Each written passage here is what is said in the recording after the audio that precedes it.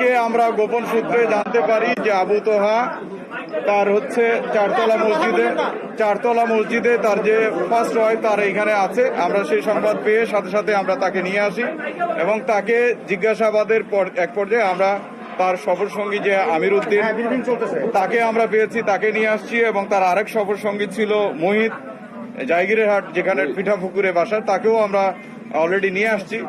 এখন পর্যন্ত আমরা তাদের কাছে প্রাইমারি ভাবে যে বিষয়টি জেনেছি এটি হচ্ছে তাদের ব্যক্তিগত কিছু কারণে তারা স্বেচ্ছায় আত্মগোপনে ছিল, যেটি আমরা এখন আপনাদেরকে যেহেতু ব্যক্তিগত কারণ সেটি রিকোয়েস্ট করেছে আমরা এখানে পাবলিকলি না বলি। ব্যক্তিগত কারণে তারা ছিল এবং তাদের বিরুদ্ধে কোনো অপরাধ ঘটেনি বলে সে আমাদেরকে প্রাথমিকভাবে জানিয়েছে।